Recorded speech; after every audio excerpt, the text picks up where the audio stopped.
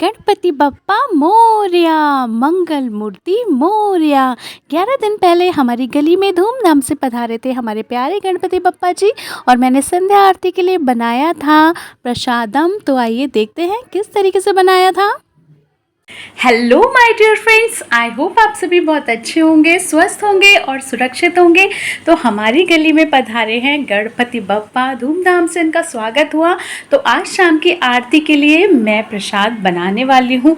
सब ईश्वर की कृपा है, बहुत दिनों से सोच रही हूँ लेकिन बना नहीं पा रही थी। तो आज फाइनली भगवान जी की इच्छा हुई है कि उन्हें मेरे हाथ का प्रसाद का भोग ग्रहण करना है। तो चलिए शुरू करते हैं रेसिपी।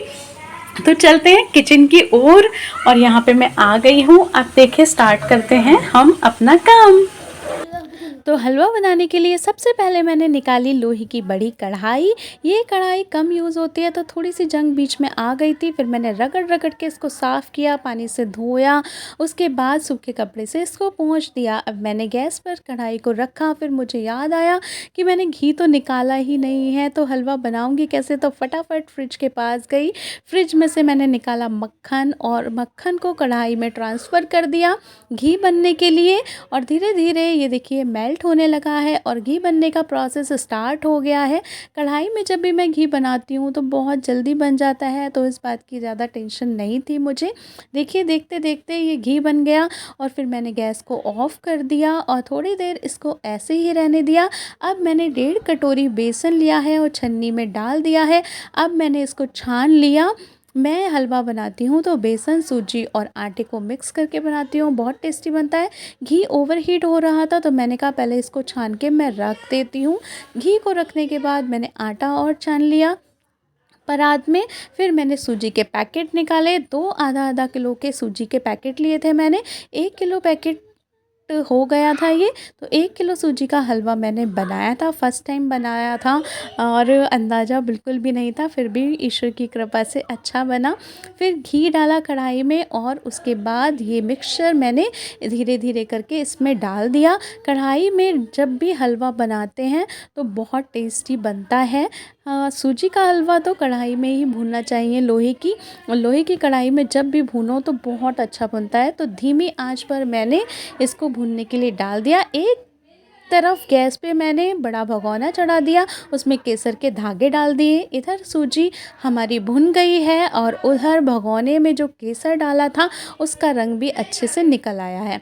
अब बारी थी चीनी डालने की। चीनी डालते समय बड़ा असमंजस में पड़ गई थी, कितनी चीनी डालूं समझ में नहीं आ रहा था। नेट पे सर्च करने की कोशिश की तो नेट भी नहीं चल रहा था। फिर मैंने अन्नपूर्णा मैया का नाम लेके चीनी डाल दी और ये ठीक बैठी।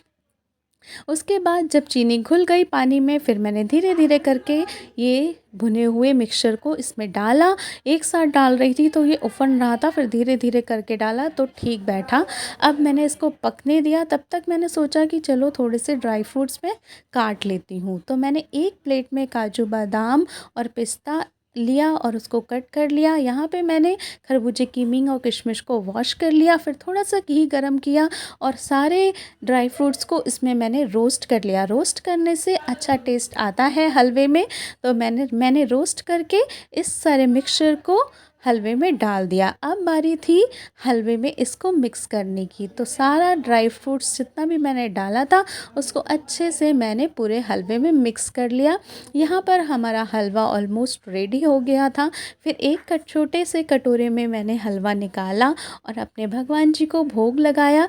भगवान जी से बोला, हे भगवान जी, हलवा थोड़ा सा गर्म है तो इसको थोड़ी देर में खाइएगा, जब ठंडा हो जाए। यहाँ पर हलवा रेडी हो गया था। हस्बैंड उठाकर उसके नीचे ले गए थे और फिर हम पहुँच गए आरती में। उसके बाद हमने आरती करी, भगवान जी के जयकारे लगाए और खूब आनंद लिया। उसके बाद बारी थी भोग लगाने की। तो भगवान जी को हलवे का भोग लगाया गया और भक्तजन भी कुछ ना कुछ लेकर आए थे, वो भोग भी लगाया गया। भोग लगने के बाद हमने हलवे को दोने में ट्रांसफ़र कर दिया और फिर भक्तों को दे दिया। ब्लॉग अच्छा लगा हो तो ज़्यादा से ज़्यादा शेयर कर दीजिएगा, लाइक कर दीजिएगा।